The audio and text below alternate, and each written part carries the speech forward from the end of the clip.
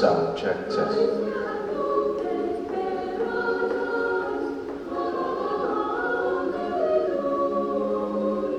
Sound check.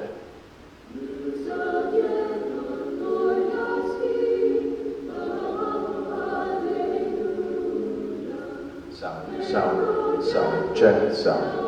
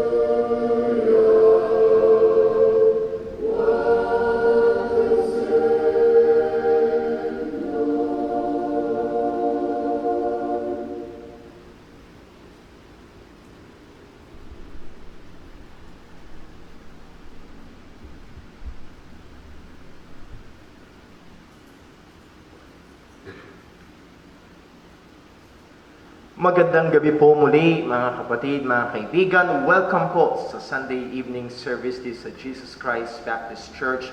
At tayo ay nagagalak sa Panginoon na kahit sa ganitong kaparaanan ay meron tayong kalayaan pa rin na sumamba sa Diyos. At hindi lang basta kalayaan, kung kayo ho ay kasama sa pag-aaral natin last Sunday and even kaninang umaga na review natin ng ating ginagawang pagsamba, pag-aalay ng papuri sa Panginoon ay mga katanggap-tanggap na alay sa Kanya sa pamamagitan ni Kristo Jesus. So this is true worship and acceptable worship by the Lord Jesus Christ. So nais ko hong anyayahan muli ang bawat isa na tayo ho ay magkaroon ng kaseryosohan sa ating pagsamba, sa ating mga kapatirang nasa bahay-bahay. I hope na kayo ho ay nasa posisyon na hindi masyadong komportable para makatulog, kung hindi komportable sa seryosong pagsamba sa Panginoon kasama ang inyong buong pamilya.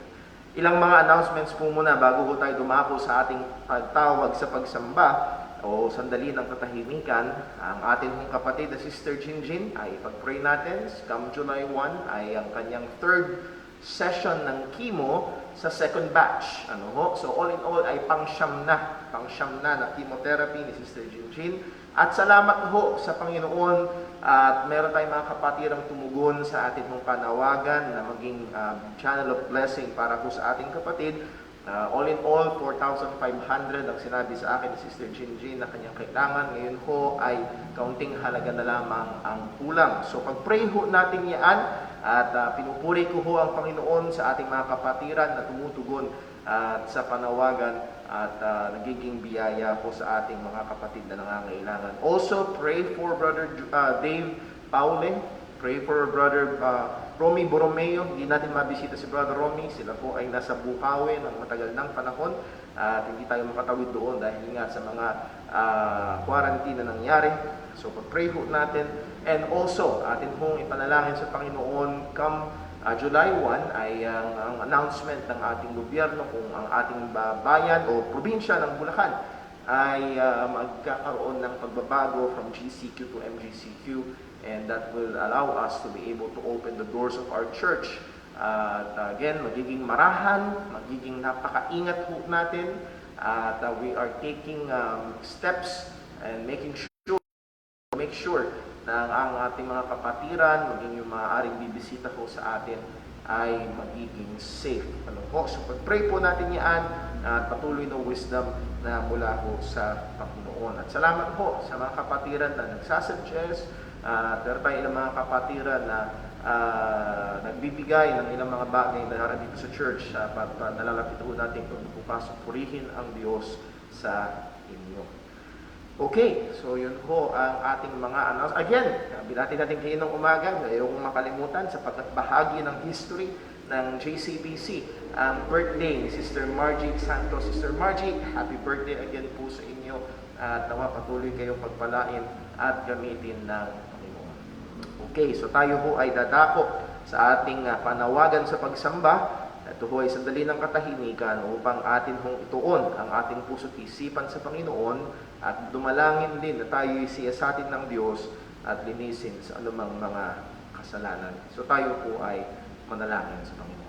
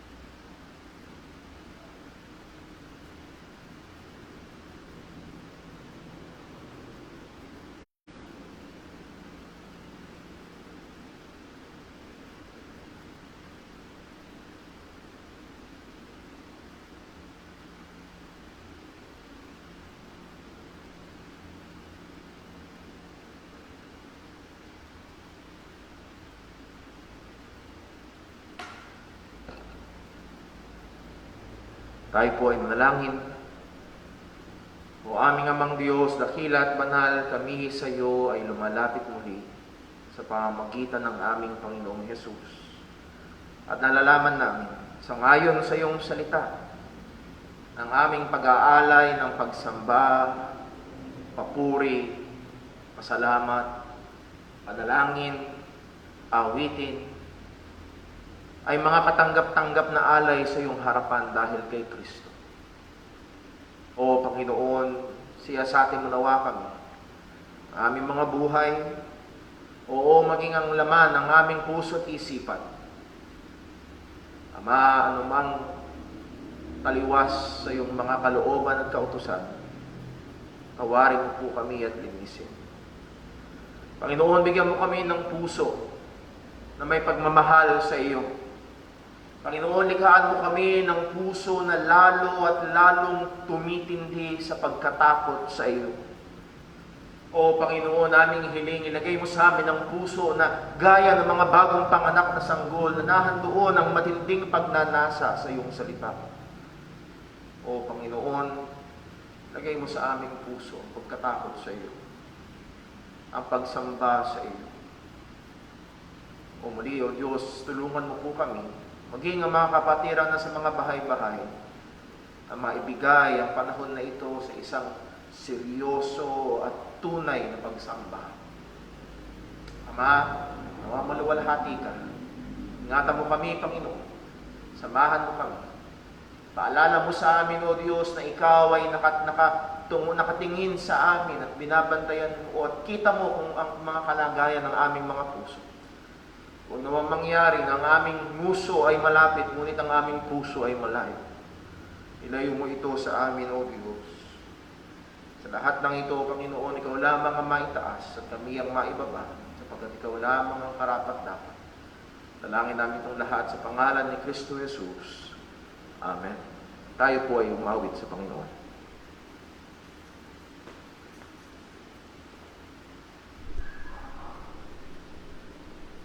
Tayo po umawit. Awitin po natin song number 205.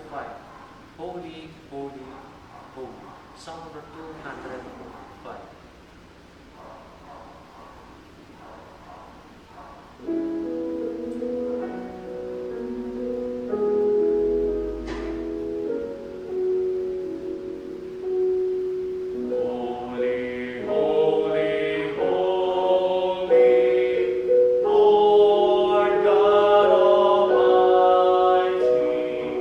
Early in the morning, our soul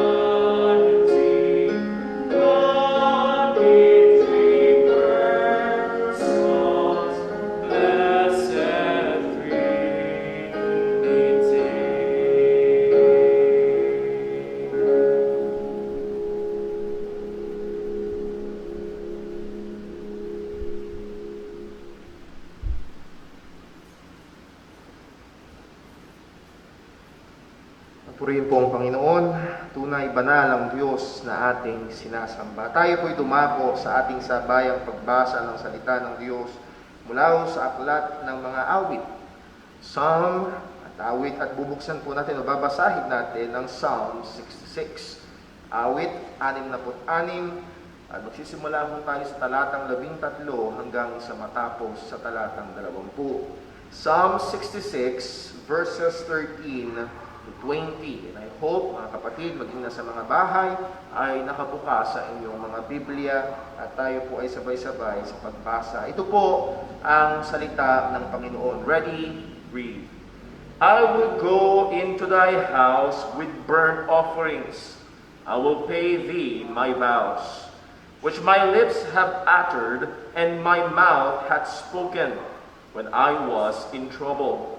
I will offer unto thee burnt sacrifices of fatlings, with the incense of rams. I will offer bullocks with goats. Come and hear, O ye that fear God, and I will declare what he hath done for my soul. I cried unto him with my mouth, and he was extolled with my tongue. If I regard iniquity in my heart, the Lord will not hear me. But verily God hath heard me. He hath attended to the voice of my prayer. Blessed be God, which hath not turned away my prayer, nor his mercy from me. Pagpalain po ng Diyos ang pagkabasa ng kanyang mga salita. Let us pray. O Panginoon, tunay purihin ang iyong dakilang pangalan. Ikaw na Diyos na tumutugon sa panalangin at patuloy na nahahabag sa iyong mga anak. At tunay din, Panginoon, ang paalala ng iyong salita na kung pinapangandahanan namin ang kasalanan sa aming mga puso, ang aming pagtawag sa iyo ay hindi mo papakinggan.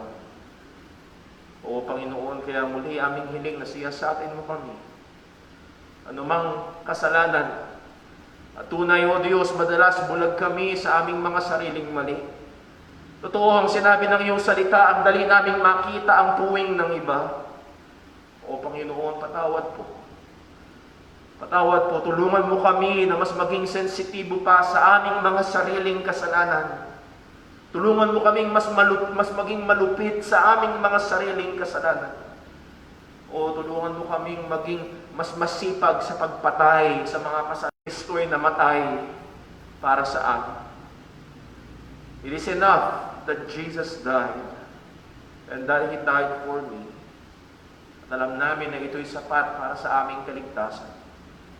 Ito'y sapat para kami ay gawing katanggap-tanggap sa iyo. O muli, O Panginoon, samahan mo kami sa aming pagsamba. Aming inaalaala din sa iyo, Panginoon, ang aming mga kapatiran na nahandoon ng matinding karamdaman. Lord, mahabag ka po kay Sister Jinjin. Mahabag ka po kay Brother Dave. Mahabag ka po kay Brother Ron. O Panginoon, sa iba pa naming mga kapatiran sa ibang mga iglesia, mahabag ka po, Diyos, sa iyong mga anak. Mahabag ka rin naman po, Panginoon, maging sa aming gobyerno, sa mga health workers, sa lahat na nakikipaglaban sa pandemyang ito na patuloy na kumakalat. Panginoon, kinikilala namin muli, Ikaw ang Diyos na soberano. Aming pinangahawakan at aming nalalaman ang lahat ng bagay na nangyayari sa ikabubuti ng mga tinawag mo, ng mga nagmamahal sa iyo. Panginoon, nawa ang mga katotohanan ito ay maging sariwa muli sa aming mga puso at isipan. Magdagdag ng pananampalataya. At sa aming gawain ngayong gabi, Panginoon, Ikaw lamang maitaas. Sa pangaral ng iyong salita, ang katotohanan mo ang marinig. At patuloy kang kimilos, patuloy kang magligtas. At lahat ng ito ay nilalapit namin sa iyo sa pamamagitan ng pangalan ng aming Panginoong Hesukristo. Amen. Tayo po ay muling umawit sa Panginoon.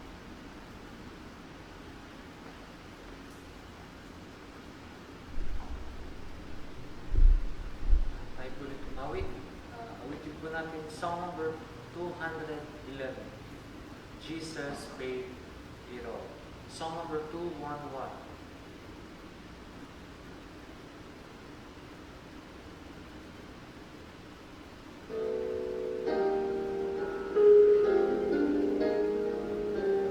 I hear the Savior say, "Thy strength indeed is small. Child of weakness, watch and pray.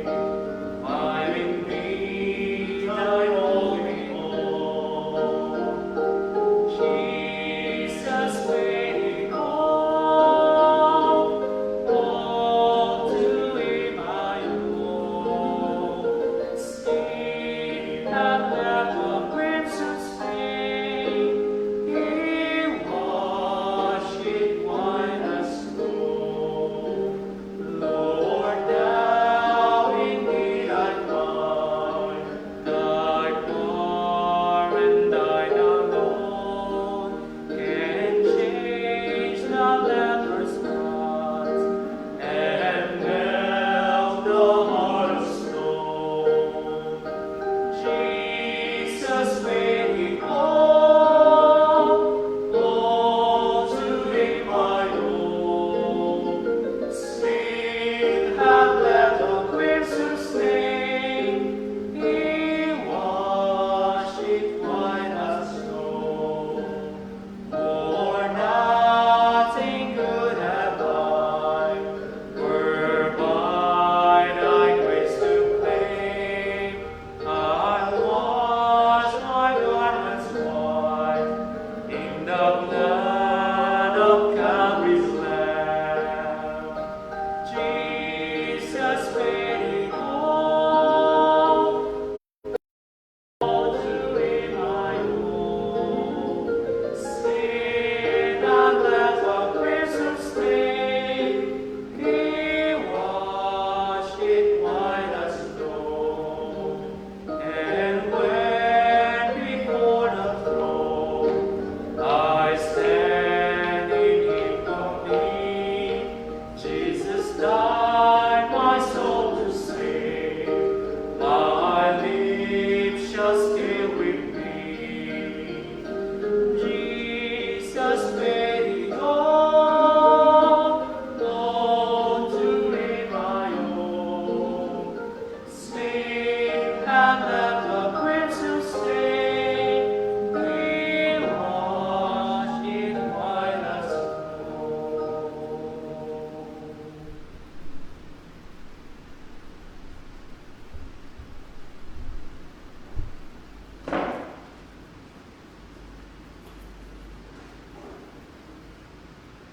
Purihin po ang Panginoon. Napakaganda ng una nating inawit. God is holy, holy, holy.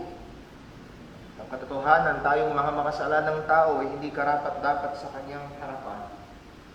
Pero ang solusyon doon ay yung pangalawa nating inawit. Jesus paid it all.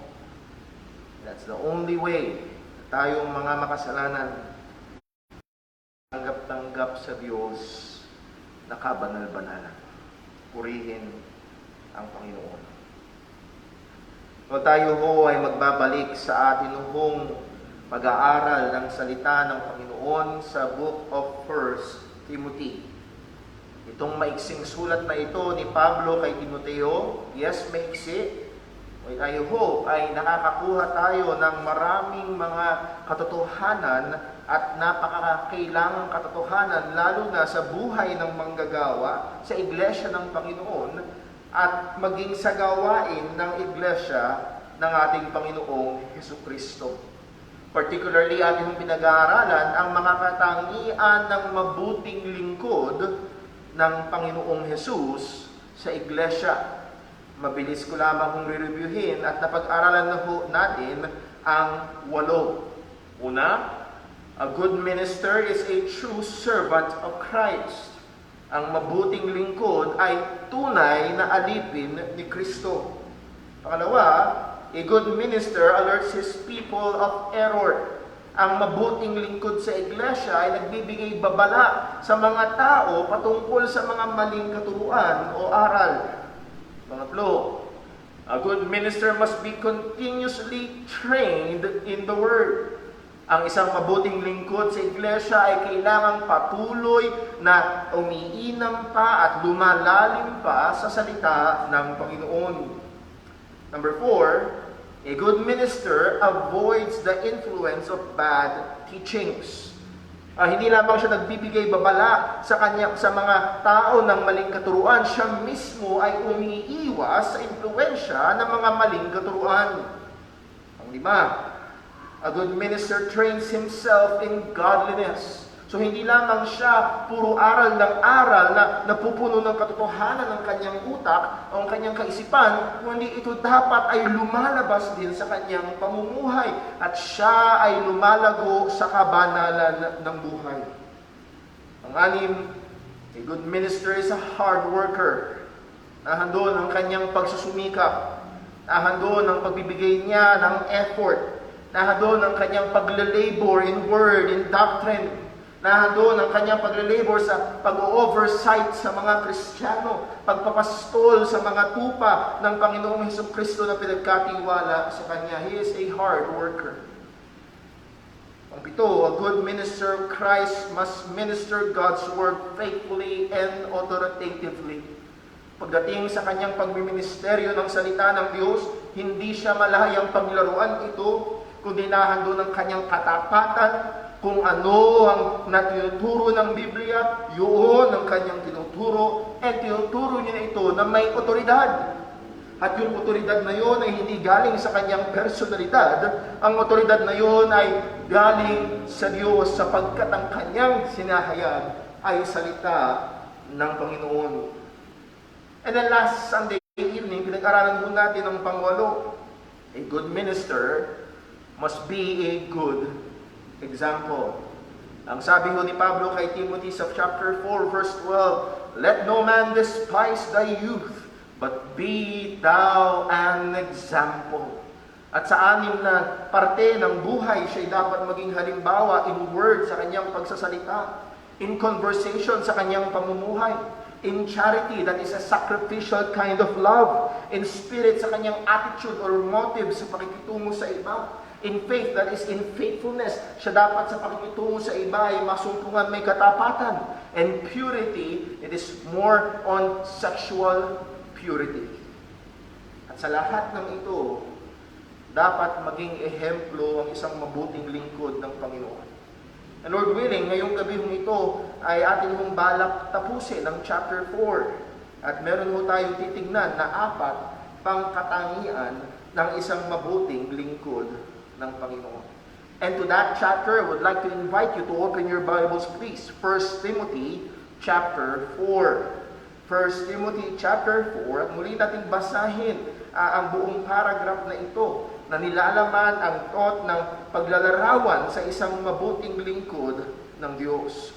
1 Timothy chapter 4, verses 6 to 13. Kung iyong nakita, babasahin po at pakisutan niyo sa inyong mga Biblia. 1 Timothy 4, 6 to 13, ito po ang salita ng Panginoon. If thou put the brethren in remembrance of these things, thou shalt be a good minister of Jesus Christ, nourished up in the words of faith and of good doctrine, whereunto thou hast attained. Profane and old wives' fables, and exercise thyself rather unto godliness.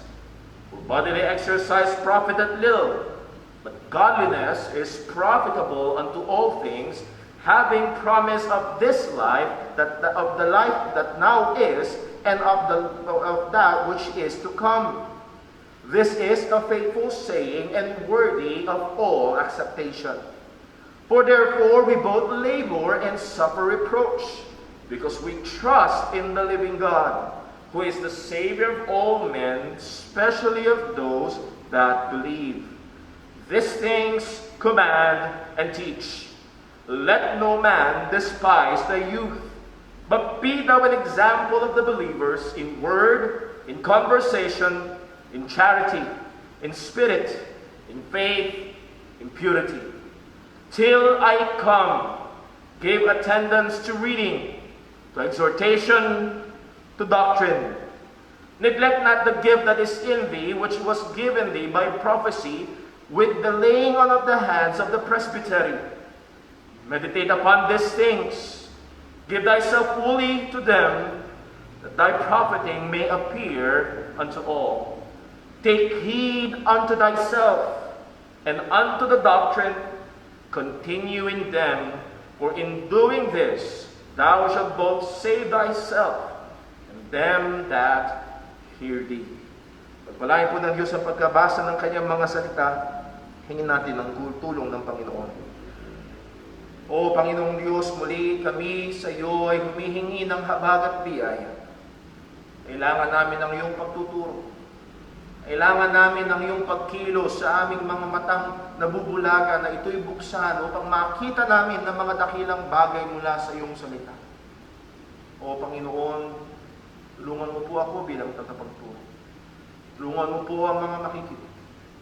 At awa, higit sa lahat, ang pangalan mo lamang ang maluwalhati. Lahat ng ito, O Diyos, ay mauwi sa kapurihan mo. Dalangin namin itong lahat sa pangalan ni Yesu Kristo. Amen. Well, ito ho ang ating pinakamensahe mula pa nung una. All good ministers of the church must strive to excel in their service to Christ according to the standards given by God in His Word. Ang mga mabuti o lahat ng mabuting lingkod ng iglesia ay kinakailangan magsumikap na umunlad sa paglilingkod kay Kristo ayon sa pamantayan na ibinigay ng Diyos sa Kanyang salita. And again, tinignan natin ang salita ng Panginoon at narito ang paglalarawan ni Apostol Pablo ng isang mabuting lingkod ni Kristo. At hindi ho tayo papakatagal sapagkat 4 ho ang i-cover natin ngayong gabi. So tingnan ho natin, so number 8, I hope you have not forgotten, a good minister of God is a good example, and that is from verse 12. At tingnan natin naman ngayon ang pangsyam, coming from verse 13.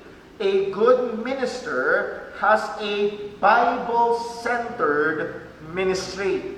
Ulitin ko ho, a good minister has a Bible-centered ministry. Ang isang mabuting lingkod ng Diyos o ni Kristo sa iglesia, ang kanyang ministeryo ay umiikot sa Biblia. Ang nasa gitna, ang pinakamahalaga, ang pinaka-major sa kanyang ministeryo ay ang salita ng Panginoon.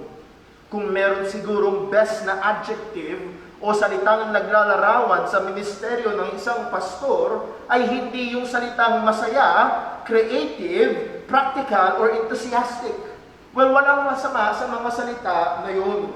Pero kung merong isang salita na pinakamagandang maglalarawan sa ministeryo ng isang manggagawa na mabuti sa iglesia, ay ang salitang ito. It is a biblical ministry. It is a Bible-centered ministry.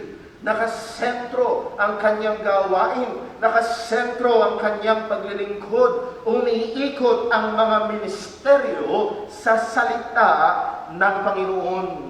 Hindi lamang lahat ng bagay sa iglesia o ministeryo sa iglesia ay nakabase sa Biblia, and it should.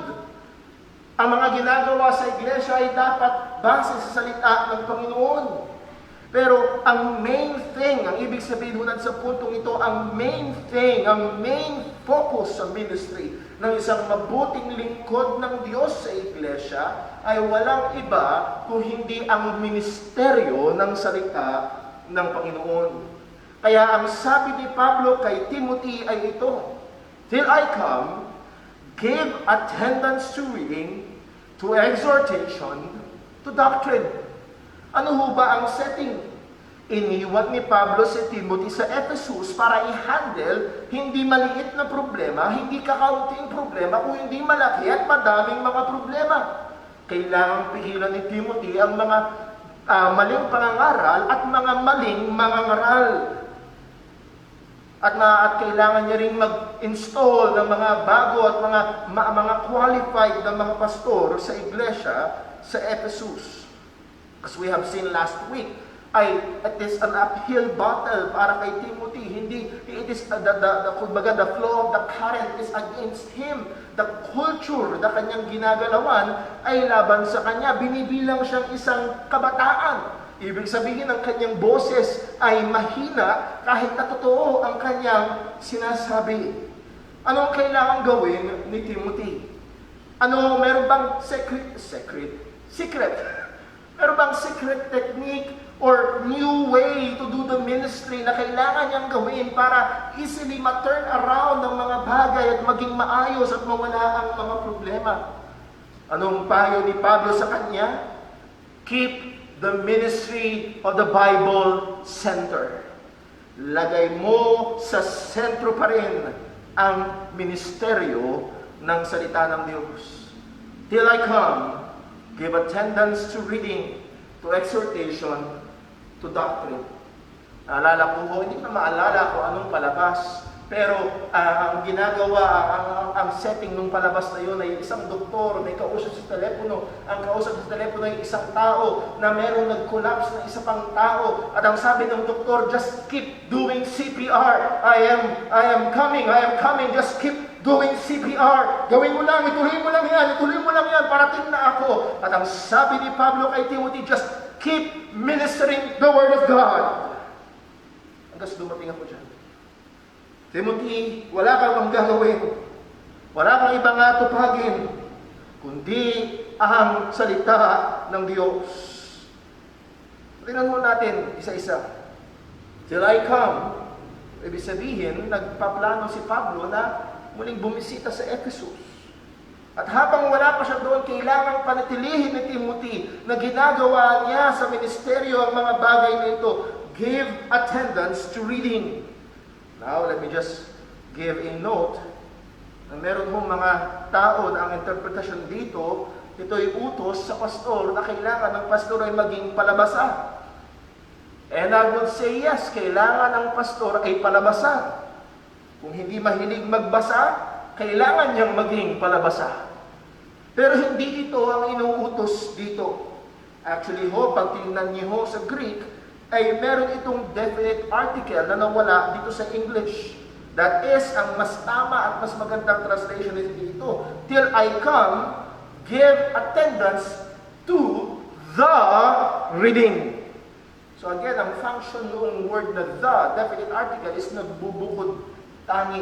Ito ay bukod tanging pagbabasa.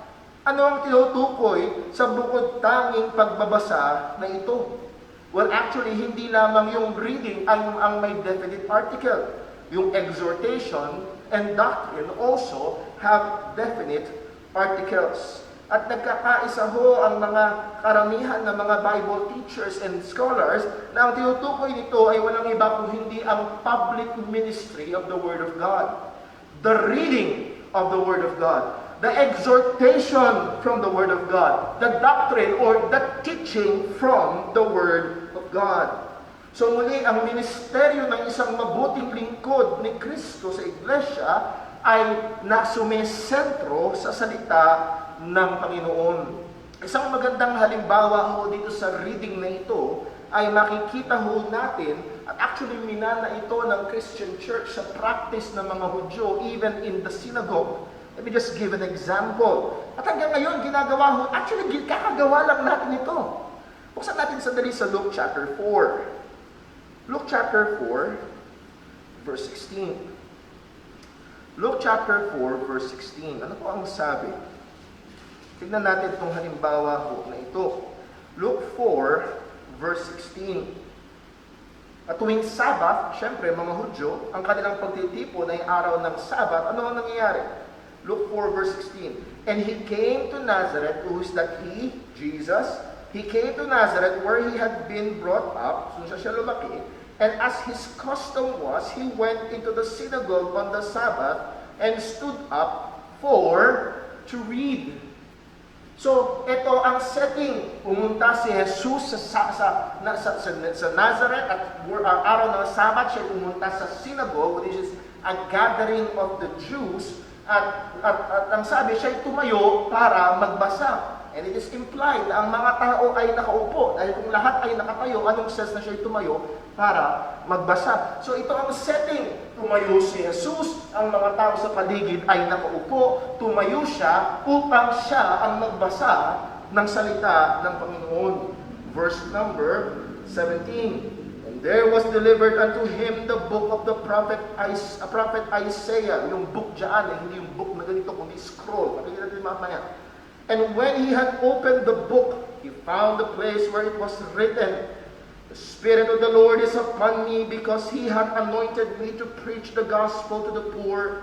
He hath sent me to heal the brokenhearted, to preach deliverance to the captives, and the recovering of sight of the blind, to set at liberty them that are bruised, to preach the acceptable year of the Lord.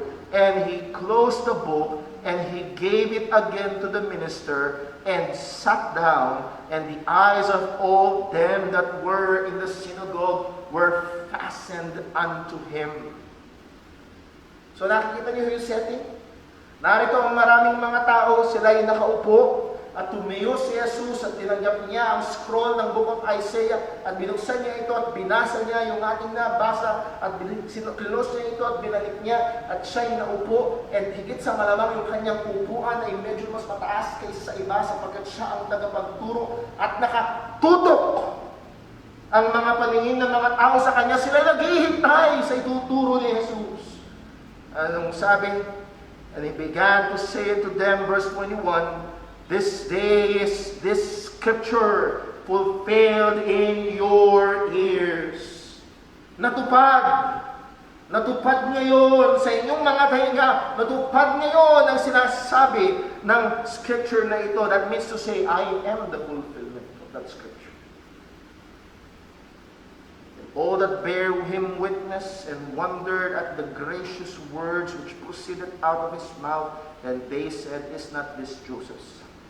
So muli, ang punto natin ay siya'y tumayo at binasa ang salita ng Diyos at pinaliwanag niya yung binasa ng salita ng Panginoon. And that is a very good model for the ministry of the Word of God. To stand up, to read the Word of God, and to explain and apply the Word of God. Isa pa ang halimbawa sa Nehemiah. Natignan na ho natin ito minsan. Sa Nehemiah, buksan po natin ang Nehemiah. Nehemiah chapter 8, verse 8. Ang sabi sa Nehemiah 8, verse 8, and they read from the book, from the law of God clearly, and they gave the sense so that the people understood the reading. What? They read from the book of the law of God clearly. And they gave the sense, they explained, pinaliwanag, itinuro, pinaunawa sa mga tao that they may understand the reading. So even in the Old Testament, at yan din ang daladala hanggang sa Bagong Tipan at minana natin, kaya yun ang ginagawa natin sa ating iglesia. When we come to worship, there is that point na bubuksan natin ang salita ng Panginoon at babasahin natin ang salita ng Panginoon, at pagkatapos noon ay ipapaliwanag, ipapaunawa ang salita ng Diyos, at yun yung ginagawa po natin ngayon. At ito yung sinasabi ni Pablo, balik tayo sa 1 Timothy chapter 4, ito yung sinasabi ni Pablo kay Timothy, till I come, give attendance to the reading. And again, pinapakilala noon, when we read the Word of God, we say to the people, ang pinapakita, the authority is the Word of God. Hindi ito, isara na lang ang mga Biblia at makinig kayo sa akin. No. We open the Word of God and we study the Word of God because the authority is God. Ang otoridad ay ang Panginoon. And we must keep the Word of God as the center of the ministry.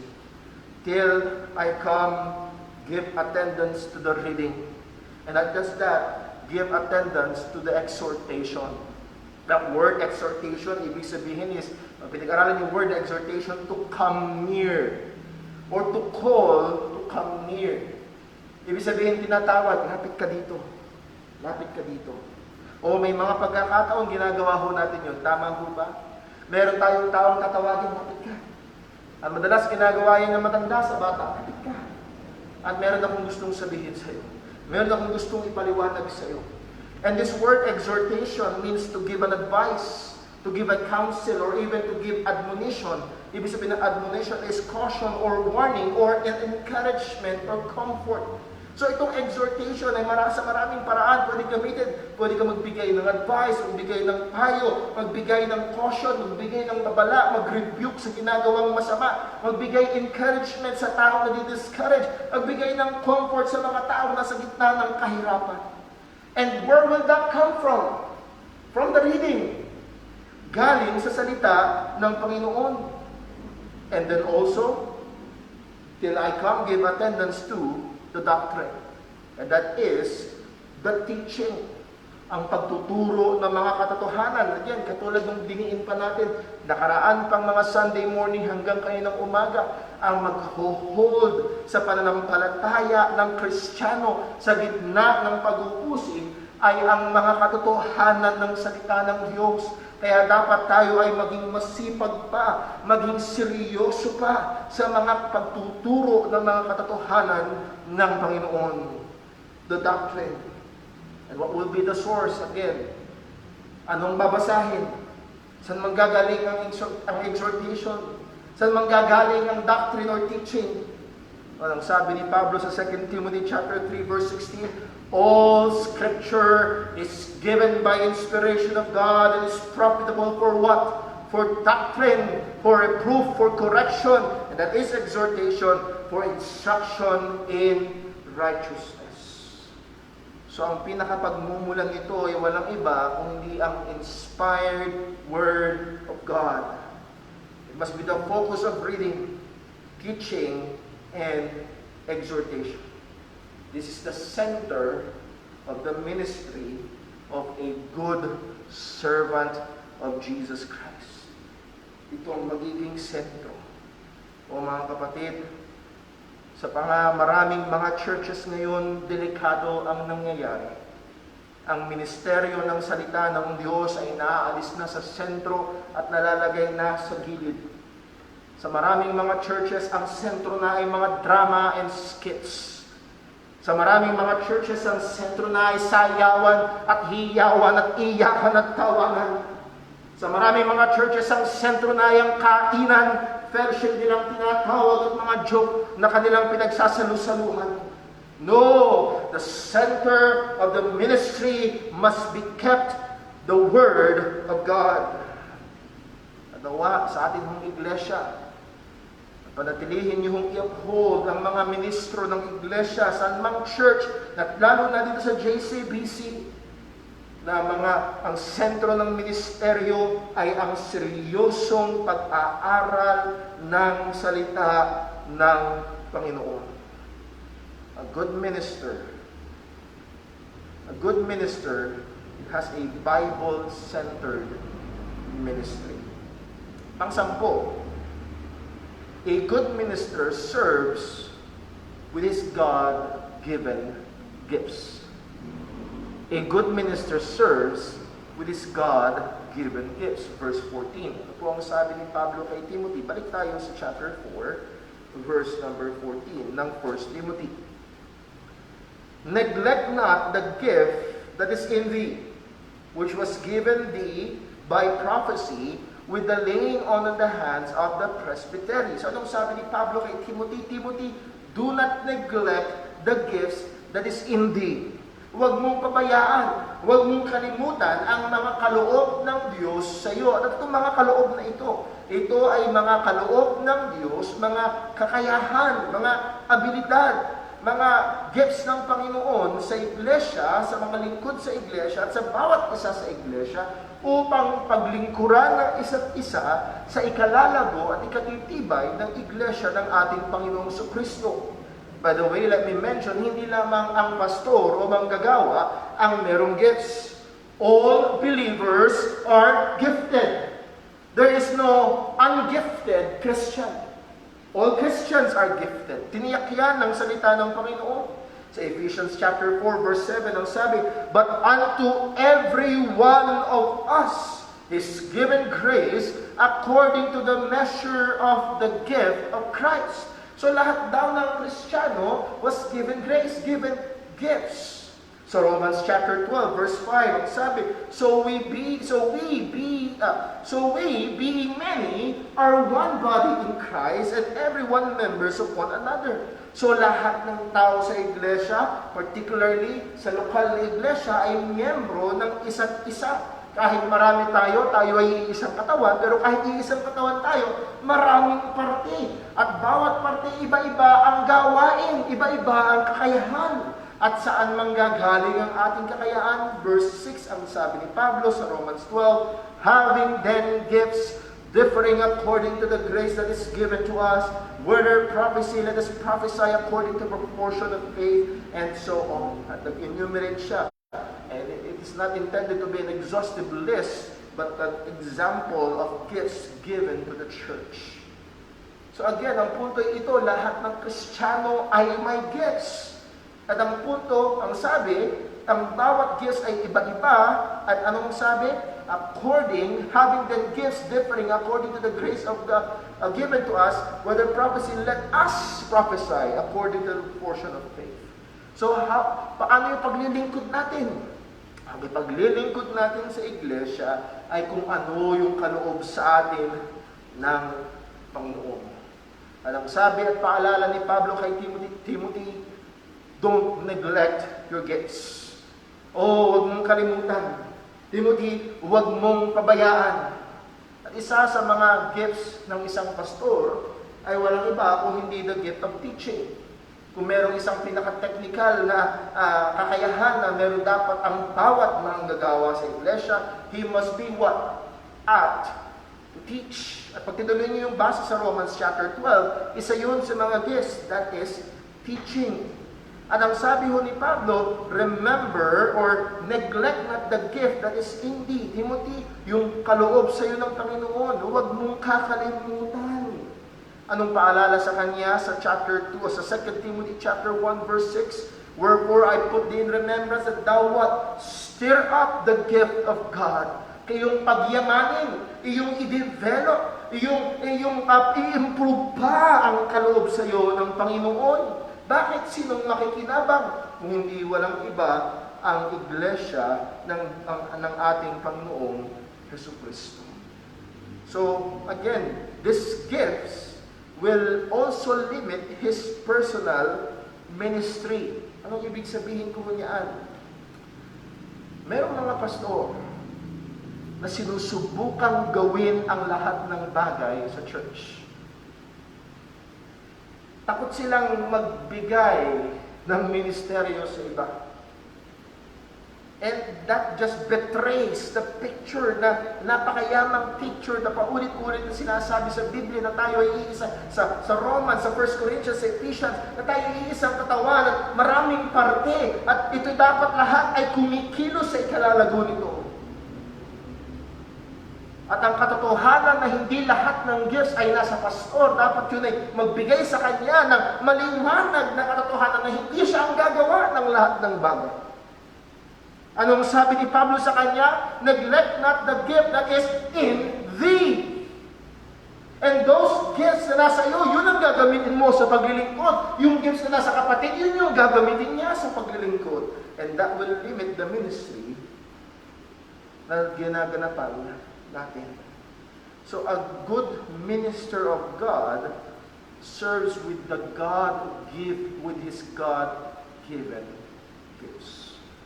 Kailangan alam niya ito, kailangan pinagbubuti niya ito, kailangan i-improve niya ito, at tuloy-tuloy niya itong ginagamit. Bakit? Dahil ito yung binigay sa kanya ng Panginoon upang ang church ay lumago at makatuwang sa mga pangangailangan ng mga mananampalataya sa paglago. Nung sabi ng Ephesians 4 verse 11, and he gave some apostles and some prophets and some evangelists and some pastors, teachers for what? For the perfecting, and that word perfecting meaning equipping, sa iba maturing, equipping of the saints, and for what? For the work of the ministry. So that the saints will be equipped to do the ministry for the edifying of the body of Christ.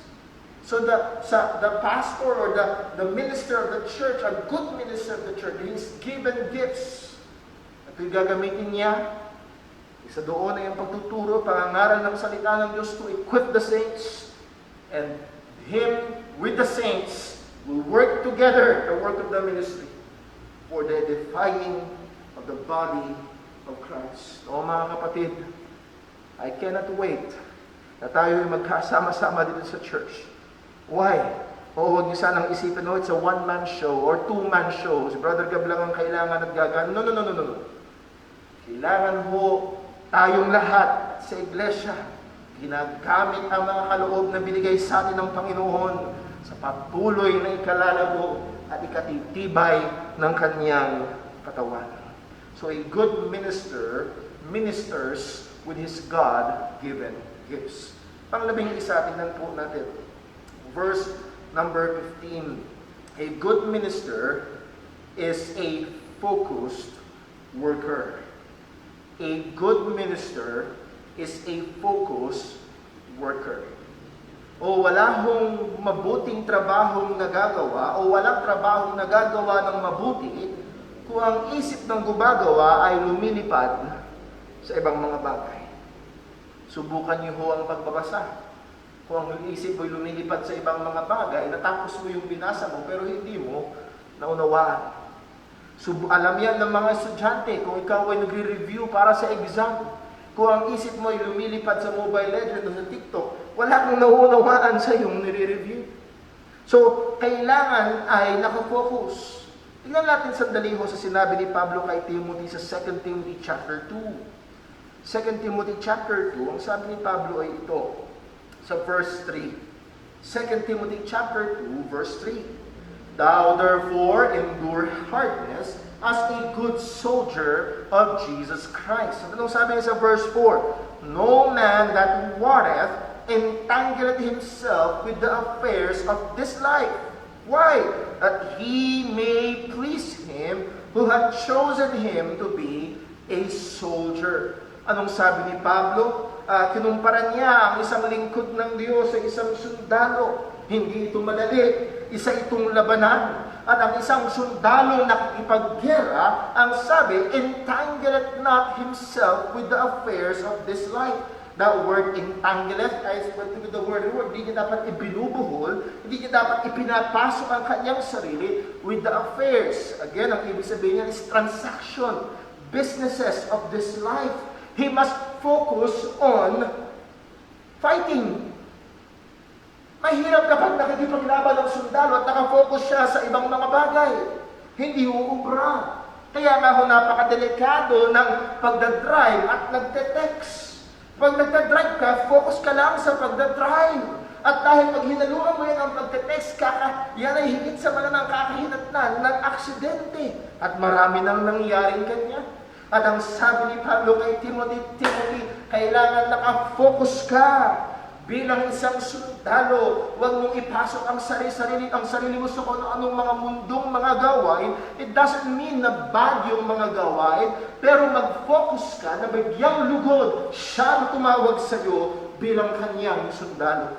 Anong sabi ni Pablo? Balik tayo sa 1 Timothy chapter 4. Sa verse 15 ito ang kanyang sabi, meditate upon these things, give thyself wholly them, that thy profiting may appear to all. So Timothy must focus on these things with his mind and with his body. Una, meditate upon these things. Meditation is the practice or the exercise of the mind. Itinutuon mo ang isip mo, binababad mo ang isip mo sa mga bagay na yun, o yung mga bagay na yun ay binababad mo sa iyong isip. Hindi ko na makalimutan ang napakagandang example ni Donald Whitney pagdating sa meditation. Walang iba kundi isang tsaa. Ang meditation ay parang tsaa, mas matagal nakababad, mas nagiging malasa. At ganun din daw, ang sabi ni Pablo kay Timothy, meditate upon these things. Itong mga bagay na ito sa ministeryo na kailangan mong gawin para maging mabuting lingkod ni Kristo. Meditate, focus on these things, and not just that, give thyself fully unto them. Ibigay mo ang iyong sarili, not 50%, not 80%. Give yourself fully, buong buo. Hindi ka naka-reserve, hindi yung isang mata mo nakatingin sa ibang mga bagay, nakatingin direkta sa pinagagawa sa iyo ng Panginoon. You must be focused. Yes, ang priority ng lingkod ng Diyos ay una sa lahat ang kanyang personal na relasyon sa Diyos. Pangalawa, kung siya'y may pamilya, ang kanyang asawa at kanyang buong pamilya. And then pangatlo, ang kanyang ministeryo sa lokal na iglesia. Pero nais ko kong sabihin, mga kapatid, bilang lingkod ng iglesia, lingkod sa iglesia, ito ang kanyang pangunahing trabaho at dapat nakatuon ng kanyang pansin dito at ibigay ang kanyang sarili. That word, give thyself fully, is in the present active imperative. Ibig sabihin ito yung utos, kailangan mo ibigay ang iyong sarili. Present, ibig sabihin ito yung palagian mo ibigay ang iyong sarili. Active, hindi ka hinahatak para mapunta doon, kung hindi, ikaw mismo ibinibigay mo, tuloy-tuloy, willingly ang iyong sarili sa gawain na ito ng Panginoon na ibinigay sa iyo. Araw-araw kailangan mong i-invest ang iyong buong sarili sa ministeryo. Hindi ito part-time, kundi all the time. The ministry is a full-time job. Yes, may mga manggagawa na kinakailangan kumuha ng part-time job or ibang mga mula Monday to Friday, maaaring pumapasok sila sa ibang trabaho dahil hindi sila kayang sustentuhan ng iglesia. Pero yun pa rin pagtatrabaho yun ay ginagawa niya upang buhay ng kanyang pamilya at makapagpatuloy sa iglesia ang kanyang pinaglilingkuran. It is for also the ministry. It must be fully given. Hindi kalahati, kundi buong buo. Ang sabi ni Pablo, that thy profiting may appear unto all. Para makita ng iba. Meron hong mga basketballista, mga kapatid. Hindi ko na maalala kung sino, meron siya, malaking basketballista yun, matangkad, laki. Pero out of shape siya. Out of shape. Mahusay sana siya, magaling siya, may natural talent siya, pero out of shape. At siya kinikriticize dahil talaga maalala kung sa NBA yun. Pero itong season na ito, nakancel nga lang ang season, pero itong season na ito, may biglang pagbabago. Nag-bodybuild siya, talagang inayos niya yung kanyang katawan, dinevelop niya pa yung kanyang skills. At ang sabi niya, ibinigay niya na talaga ang kanyang sarili. Dati, ang dami niya pang inaatupag, gusto niya paglalaro, gusto niya mga happy party. No, ngayon, ibinigay niya na talaga ang kanyang sarili sa laro ng basketball at nakita yung kanyang improvement. Mga kapatid, ang sabi ni Pablo kay Timothy, meditate upon these things. Give thyself fully unto them, that thy profiting, ibig sabihin ng profiting, hindi pinagkakakitaan, okay? That thy profiting, ibig sabihin, may appear unto all. Makita ng mga mahal ng palataya. Makita ng mga kapatid. Kailangan din ni Timothy primarily because, again, in the culture na kanyang ginagalawan, he is looked down upon dahil siya ay bata ang kanyang edad. So he must show that he is a good example, and it's a growing person in Christ. Yes, asahan ng inyong pastor ay perfecto. I hope hindi titignan si Brother Paul bilang perfecto sapagkat mabilis kayong madi-disappoint. But expect him to be growing. Rather, challenge him to be growing, maturing, developing. Not just in his knowledge, but in his gifts, but also in his relationship with God. Nakafocus. Ito ang magiging resulta. A good minister of God is focused on the ministry. And then lastly, hindi mo tayo matatapos. Lastly, verse 16. A good minister keeps a close watch to himself. A good minister keeps a close watch to himself. ang isang mabuting lingkod ay binabantayang mainam ang kanyang sarili. Naalala ko po ang panonood sa isang dokumentaryo, yun ay war movie, na may isang yugto patungkol sa mga medics. Ano yung mga medics? Kapag tinamaan yung isang sundalo sa sigaw, medics! Darating siya, gumagapang, tumatakbo, at susubukan niyang i-attend yung sugat ng sundalo. At ang sabi ho dito, anong first priority ng medic? Ano daw ang first priority ng medic? To keep himself safe. Bakit? Kasi pag siya tinamaan, paano na yung daang-daang umaasa sa kanya? O mga kapatid, almost in the same way, the pastor or the minister of the church must keep himself safe. Kailangan niyang bantayan, kailangan niyang tignan, kailangan niyang siguraduhin una sa lahat ang kanyang sarili. Ang sabi sa verse 16, take heed unto thyself and unto the doctrine. Continue in them, for in doing this thou shalt both save thyself, and them that hear thee. Take heed to thyself. O mga kapatid, hindi ito yung unang pagkakataon na sinabi ito ni Pablo. Sinabi rin ito ni Pablo sa mga pastor sa Efeso. Ang sabi niya sa Acts chapter 20, verse 28, take heed therefore unto yourselves and to all the flock. O ang unang kailangang bantayan ng pastor ay ang pastor. At pagkatapos nun, ay ang buong iglesia. Kailangan niyang bantayan ang kanyang sarili, na siya pa rin ay patuloy na nakikipaglaban at pumapatay sa kanyang mga personal na kasalanan. Kailangan niyang bantayan ang kanyang sarili, na siya pa rin ay patuloy na naka-engage sa mga means of grace. Masipag pa rin siya sa salita ng Diyos, masipag siya sa pananalangin. Kailangan niyang bantayan ang kanyang sarili, na hindi siya lumalabas na hearers of the words only, but not doer. Kailangan niyang bantayan ang kanyang sarili, na baka mamaya sinusubukan niyang pangunahan ng mga tao sa pagsamba sa Diyos sa araw ng linggo, pero siya mismo mula Lunes hanggang Sabado ay walang personal na pagsamba sa Panginoon.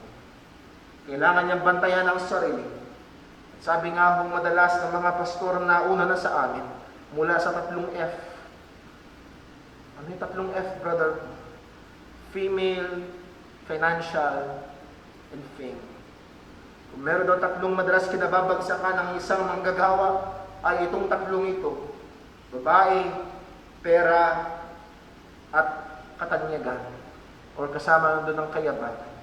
O mga kapatid, pakabantayan niyo ho ang inyong manggagawa. Para ko ho mismo, sa ngayon sa sinabi ng salita ng Diyos, ay kailangang pakabantayan ang sarili. Not just himself, but also unto the doctrine.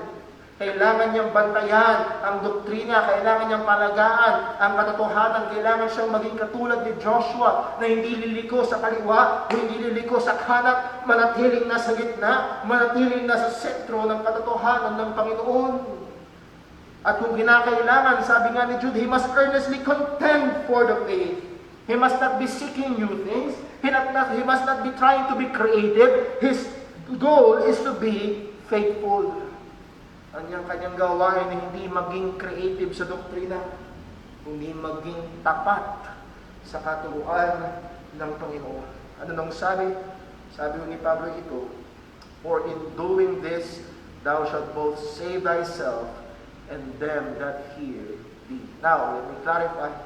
Hindi yung ibig sabihin na nakaasa sa performance ni Timothy ang kanyang kaligtasan at ang mga kaligtasan ng mga taong pinagpapastoran niya. Wala nung ibig sabihin nito.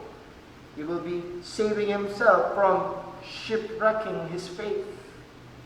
Hindi lamang ho si Timothy ang lingkod sa Ephesus. Actually, may mga unang nagpastor kay Timothy sa Ephesus. Pero meron mga naunang nagpastor kay Timothy na hindi nag-ingat. And they made a shipwreck of their faith. balikan natin sa 1 Timothy chapter 1. 1 Timothy chapter 1, verse 19. Anong sabi mo ni Pablo? Holding faith and a good conscience. Anong sabi? He must be holding faith. Tinatanganan niya dapat ang pananampalataya. And a good conscience, malinis na konsensya. Hindi lamang dapat malinis ang katuruan, dapat malinis ang kanyang konsensya. Anong sabi ni Pablo? Which some having put away concerning faith have made shipwreck.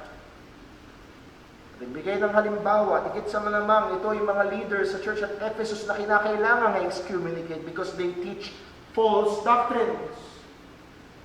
They had the faith, but they what? Ang sabi ko sa verse 18, put away. Tangan-tangan nila, pero hindi nila binantayan. Hindi nila inalagaan. Again, hindi ito mga taong nawala ang kaligtasan. Pero higit sa malamang, sila yung mga taong ng una pa man din ay hindi ligtas. Or, malamang mga tunay silang Kristiyano, kinakailangang disiplinahin ng church. Kailangang alisin sa iglesia. And it will manifest. Kung sila'y magsisi at bumalik, sila'y tunay na mananampalataya, kung sila'y magpapatuloy sa kanilang kasalanan, sila'y nung una pa man ay hindi naging bahagi ng katawan ni Kristo. Anong sabi? Of whom Hymenaeus and Alexander, whom I have delivered unto Satan, that they may learn not to blaspheme. So they began good. Nagsimula silang mainam. Nagsimula silang holding the faith and a good conscience, but they were not watchful. Higit sa malamang sila ay nasa liderato at na-influensya sa iba. O kailangan bantayan ni Timothy. Kailangan bantayan ni Timothy ang kanyang sarili.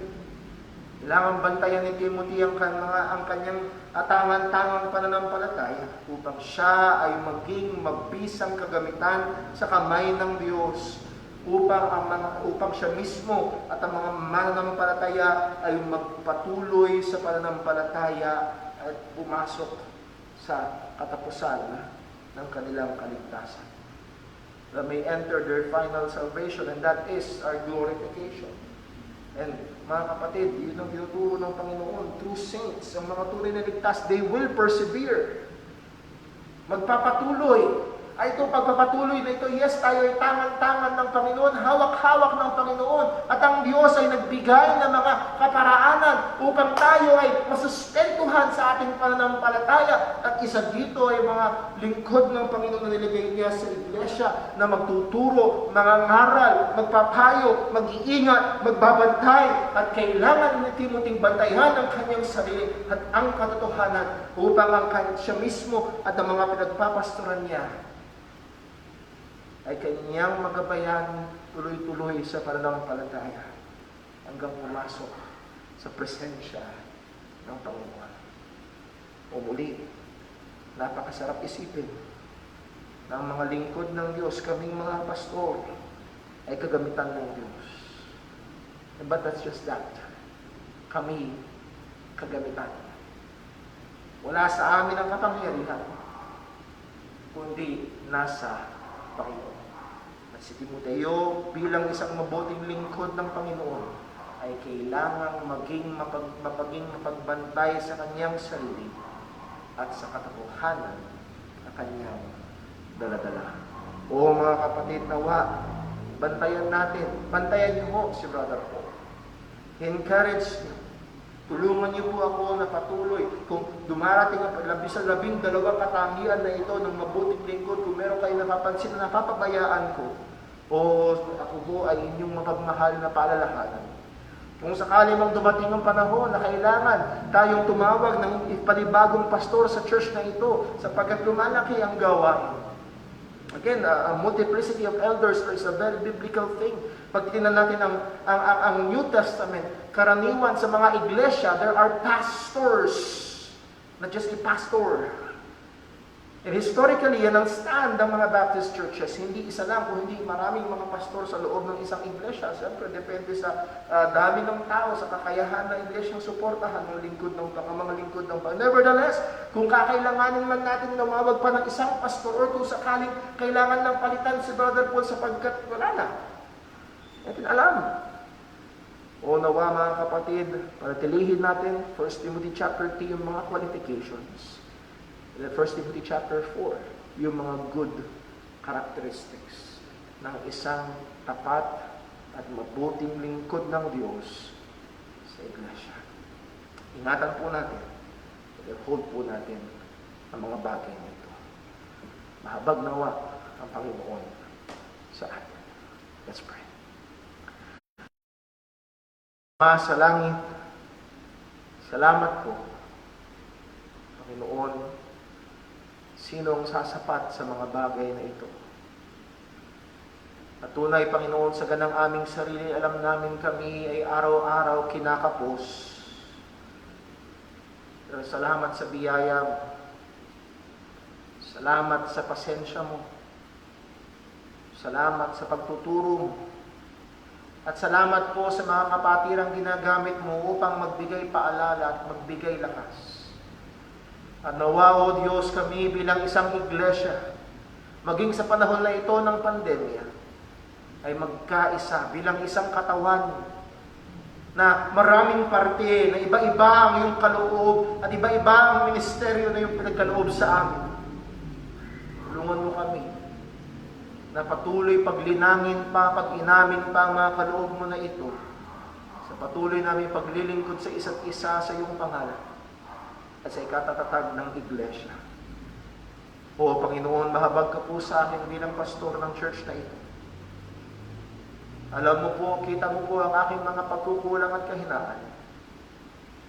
Patawarin mo po ako, O Diyos, patuloy pang ilapit sa iyo. At kami bilang mga magkakapatid sa iglesyang ito, tulungan mo po kami na magpalakasan sa isa't isa. Tulungan mo po kami na patuloy ang mga mabuting katangian na ito ay madevelop sa mga lingkod sa iglesia. Salamat. Lahat ng ito'y dalangin namin sa pangalan ng aming Panginoong Jesucristo. Amen. Tayo po ay umawit sa Panginoon.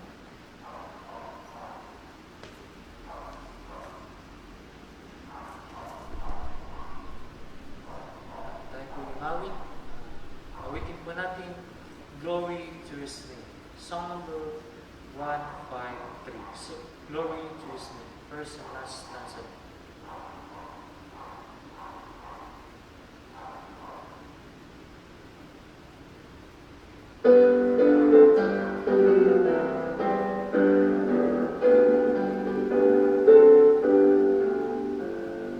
Down at the cross where my Savior died, down where progressing for sin I cried, there to my heart was the blood applied. Glory to His name, glory to His name, glory to His name.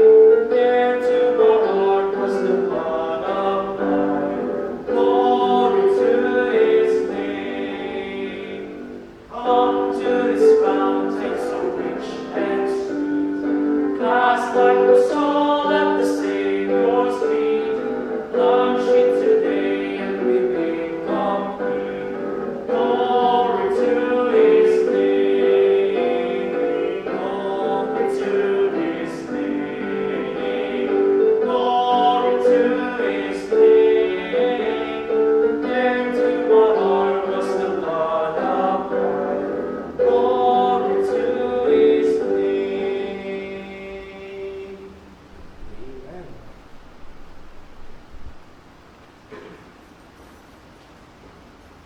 Mga kapatid, maraming salamat po. And again, I would like to encourage you to host a watch party para ang inyong mga friends sa FB ay makapanood din sa ating gawain.